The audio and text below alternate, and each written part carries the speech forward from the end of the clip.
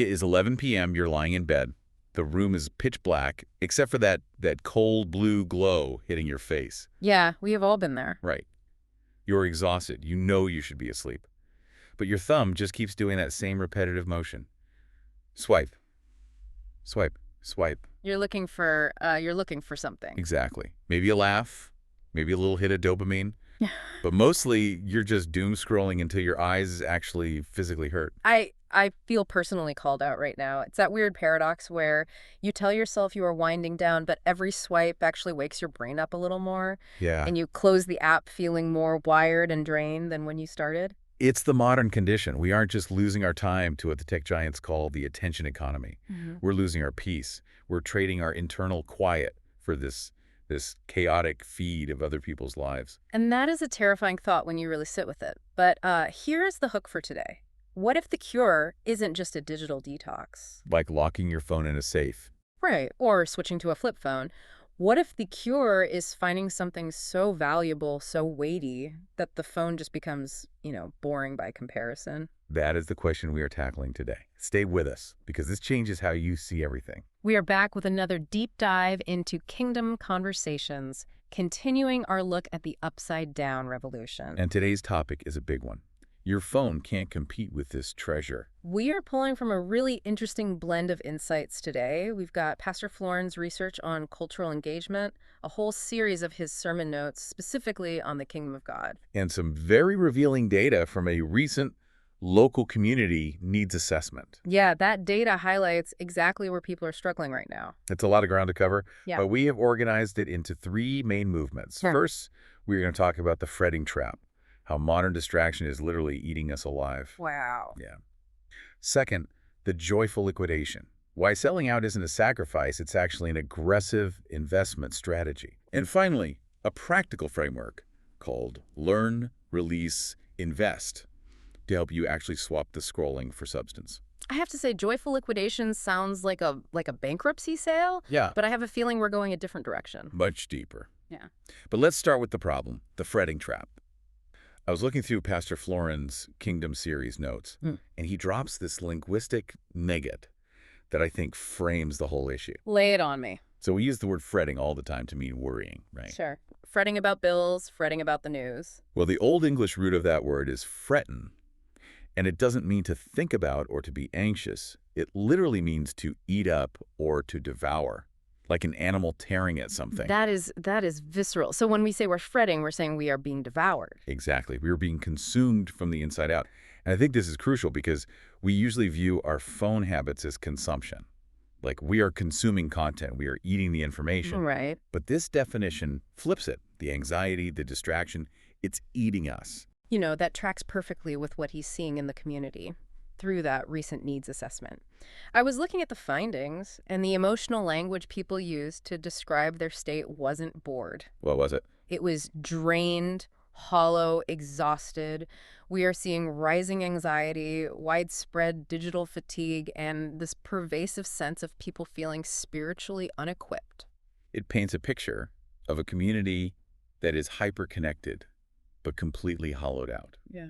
We are scrolling to numb the worry, to stop the fretting, but the scrolling is actually the thing feeding the beast. It's a vicious cycle. The notes mention that people in our local community are open to Jesus, but not to church. They're hungry for connection, but they're deeply lonely. Yeah. It's like we are trying to fill a nutritional deficit with sawdust. It fills the stomach for a second, but it doesn't nourish. It just distracts you while you starve. So if we are being eaten alive by distraction, what is the alternative? Because we have to be honest here, willpower usually fails. You can't just white-knuckle your way out of anxiety. You can't just say, I will not look at my phone 1,000 times a day. No, that never works. This is where we get to the upside-down revolution. And to understand it, we have to look at a specific story Pastor Florin breaks down in his notes. It involves a guy, a field, and a shovel. The parable of the hidden treasure from Matthew 13. Right. So let's set the scene. A guy is walking through a field, probably not his field. He's likely a day laborer. He digs a hole, maybe to plant something, and clink. He hits a box. Okay. He opens it up, and it is treasure, buried wealth. And what does he do? He doesn't steal it? No, he covers it back up. And this is the key beat in the story. He goes and sells everything he has to buy that field. Now, I want to pause here Because usually when we hear stories in a religious context about giving up everything for God or for a cause, the tone is heavy. Yeah, very heavy. It's somber. It's like a funeral for your fun. Goodbye hobbies, goodbye money. I am now a serious, solemn person. Exactly. We think of it as a sacrifice. We think, oh, that poor guy, he had to sell his house, his goats, his furniture just to get this field. But look at the text. One of his messages highlights the emotional detail that everyone misses. What does the man feel? Joy. The text says, in his joy, he went and sold all he had. That is the pivot point. That is the upside-down revolution. He isn't sad about selling his stuff. He isn't crying over his furniture. He's thrilled. Why? Because he did the math. Precisely. He is a smart investor. He knows that the treasure in that field is worth infinitely more than his pile of household goods. Okay, but can I be honest for a second? Please do. Because in the story, the math is easy. Mm. Treasure chest equals gold. Gold buys big house. Easy. But in our lives, the trade isn't that clear.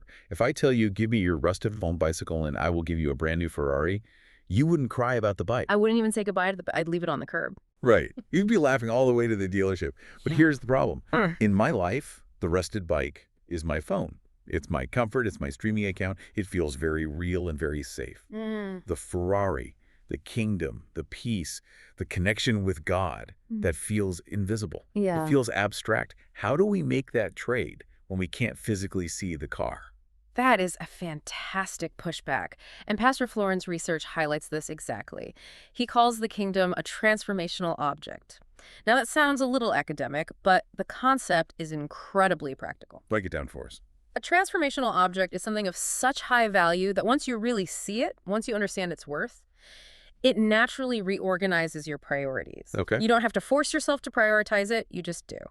The man in the field didn't need a 10-step discipline plan to sell his stuff. The value of the object compelled him. So the argument is that if we're struggling to put down the phone, it's not because we lack discipline, it's because we haven't actually seen the treasure. Bingo. We are overvaluing the bike because we don't really believe the Ferrari exists, or we think the Ferrari is just a list of rules. His notes make this distinction. We treat the kingdom of God like a burden that limits us, but Jesus describes it as a treasure that liberates us. Wow. If you see it as a burden, you will scroll. If you see it as a treasure, the scroll becomes boring. That reframes the whole struggle. It's not about fighting the phone, it's about finding something better. But this leads to the next logical question. If I buy into this, if I want the treasure, what does that actually look like on a Tuesday night? Right. Because I think a lot of people hear this and think, great, now I have another thing to feel guilty about. I am failing at seeking the kingdom because I watched a bunch of videos for an hour. And that guilt cycle is deadly. I must not scroll. I must be better. That usually lasts about 20 minutes before you crash. Pastor Florin tackles this head-on in his notes on the wisdom of heaven. He distinguishes between religious foolishness and actual wisdom. Oh, I loved this part. Religious foolishness is trying to manipulate God. It's treating him like a vending machine. If I do the right rituals, if I don't scroll, then God owes me a good life. Right. That's just a transaction based on fear. But wisdom is different. Wisdom is about seeing value. His notes use this analogy of a new shirt. Walk us through that. So imagine you are wearing a dirty, scratchy, uncomfortable shirt. That's the anxiety, the fretting, the doom scrolling. It's itchy, but it's what you are used to. Yeah. The kingdom isn't a command to take off your shirt and stand there in the cold. It's an offer of a clean, tailored, perfectly comfortable shirt. Okay. When you put on the clean shirt, you don't take off the dirty one because you have to.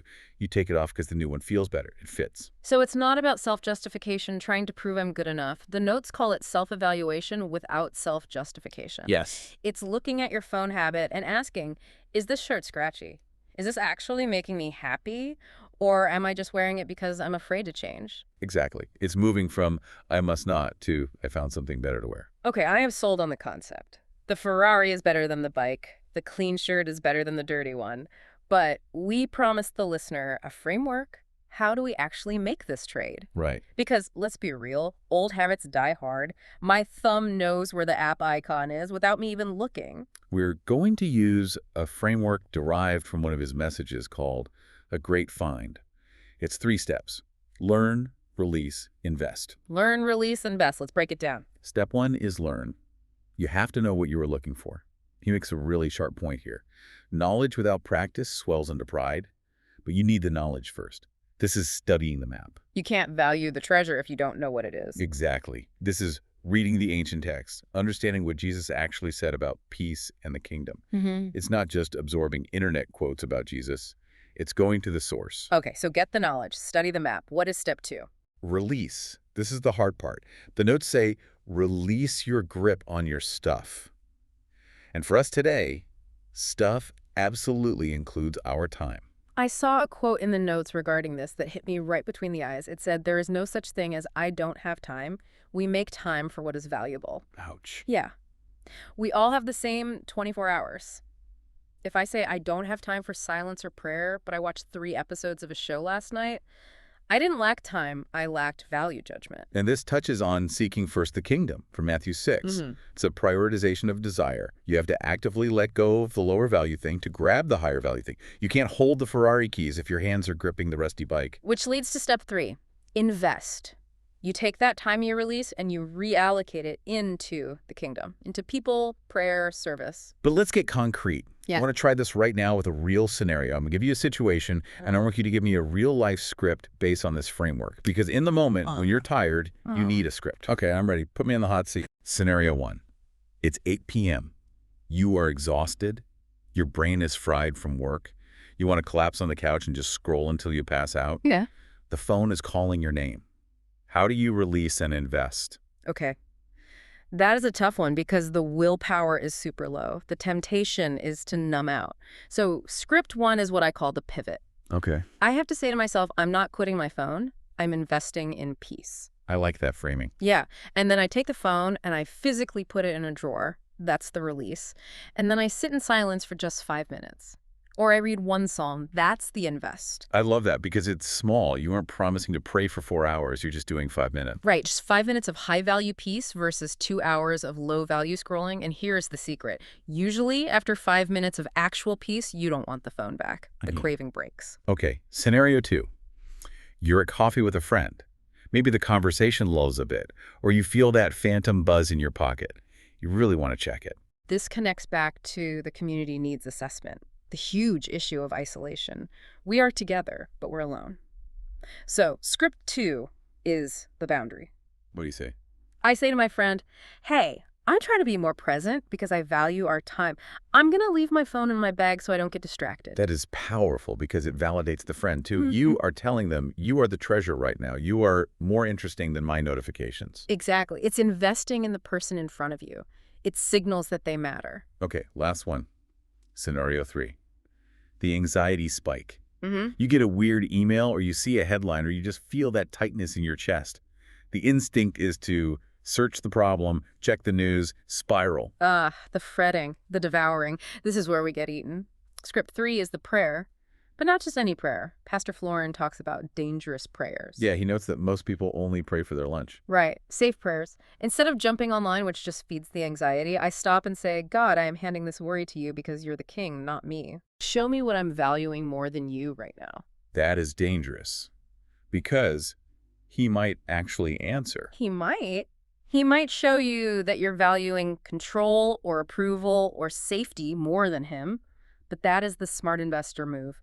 You are trading a panic attack for a moment of realignment. You are trading the bike for the Ferrari. You know, this brings us to a final thought from the Wisdom of Heaven notes. Jesus talks about a householder who brings out of his storeroom treasures new and old. I love that image. It is so important because often we feel like we have to choose between living in the modern world or living in the ancient past. Right. We don't have to throw away everything. We can be hermits living in a cave. But we value the old treasure, the ancient wisdom of Scripture, the habits of silence and community, and we apply them to our new problems. We use the old wisdom to solve the digital addiction. The kingdom honors your history, but it gives you a new future.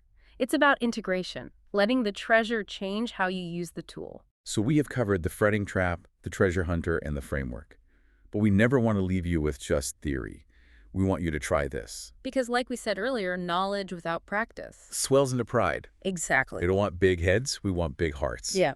So we have 2 doable actions for you to try this week, pulled directly from the notes. Action number 1 is the sticky note audit. This is a really simple visual exercise. Get a stack of sticky notes, write down everything that takes up your time. Work, kids, streaming, phone time, prayer, gym, one item per note. Then clear off your table and make 3 piles. High importance, medium importance, low importance. Be brutally honest about where phone and screen time actually goes.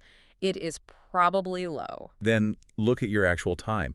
Are you giving high importance hours to the low importance pile? It is a visual reality check. It's seeing the rusty bike versus the Ferrari right there on your kitchen table. When you see it laid out, it's much harder to ignore the bad investment you are making. And action number 2. Action number 2 is the dangerous prayer. We mentioned it in the script, but let's commit to it. Once this week, maybe when you feel that urge to doom scroll, don't just pray for peace. Pray, God, show me what I'm valuing more than you, and help me want the treasure. That's a prayer that changes things. It's a prayer of joyful liquidation. It really is. Now, this shift from distraction to treasure, it doesn't happen overnight.